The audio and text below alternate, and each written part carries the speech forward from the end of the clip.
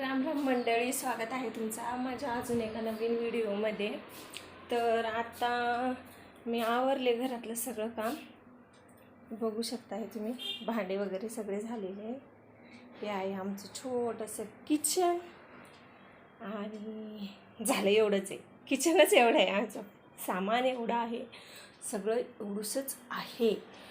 आणि मला हे सांगायचं होतं की आम्ही म्हणजे उदगीरला होतो ना, तर उदगीरला असते वेळेस असं काही झालं, तिथं थोडंसं कामाचं पण काही हे होत नव्हतं, म्हणून आम्ही आलो नाशिकला निघून.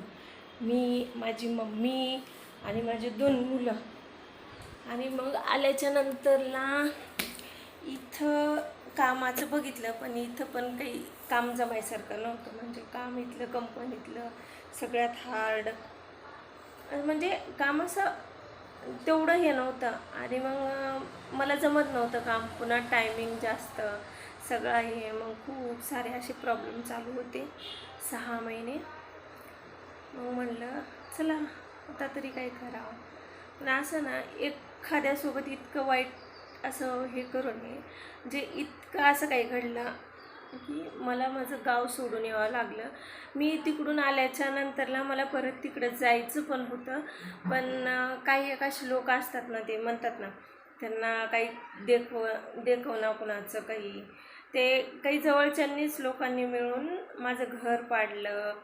म्हणजे माझं सामान घेऊन गेलं चोरीला, सगळं केलं. आणि मी जेव्हा त्यांनी मला त्याचे व्हिडिओ करून पाठवले परत, मी त्यांना असं म्हटलं की म्हणजे तुम्ही हे सगळं कशामुळं केलं, तुमचं आमचं काय संबंध होतं, तुम्ही का केलं.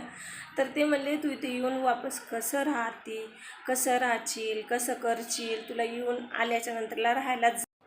त्याच्यानंतरला म्हणजे त्यांचं असं म्हणणं होतं की मी तिथं उदगीरला आल्याच्या नंतरला म्हणजे राहायला मला जागा राहूनी, मी कुठं राहूनी. एकतर मला वडील नाहीत, भाऊ नाही, माझी मम्मी एकच आहे मला, आणि 2 लहान मुलं आहेत माझे. तर म्हणजे हे सगळं असं करून एखादे जे मजबूर असतं आहे, जे म्हणजे परिस्थिती त्याची परिस्थिती आधीच खराब आहे, आणि त्याच्यात तुम्ही मोठे आहेत, मान्य आहे सगळ्या गोष्टीनं, पैशानं पण, सगळ्या गोष्टीनं पण, त्याच लोकांनी गरिबावर असं त्याच्या पोटावर पाय द्यावं, त्याच्या नरड्यावर पाय द्यावं म्हटलं तर हे चांगलं नाही. तुम्ही करा ना, तुमच्या लेवलचे जे आहेत ना त्यांच्यासोबत करा, मग समजते की तुमच्यात बी किती दम आहे, बाकीच्यांमध्ये किती दम आहे. ठीक आहे, माझं असं कोणासोबत काही म्हणजे वैयक्तिक भांडण नव्हतं, काहीच नव्हतं. विनाकारण माझं घर पाडलेलं.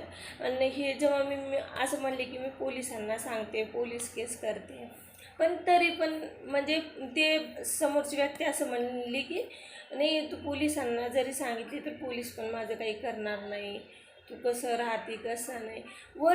1 वर्ष कंप्लीट माझ्या लेकरांचं शिक्षण वाया गेलं. शाळेतून मला TC पण नव्हती दिली. आत्ता मी जाऊन आणली म्हणा, पण मला 1 वर्ष सतवले, पूर्ण 1 वर्ष गेलं माझ्या लेकरांचं शाळेमधलं.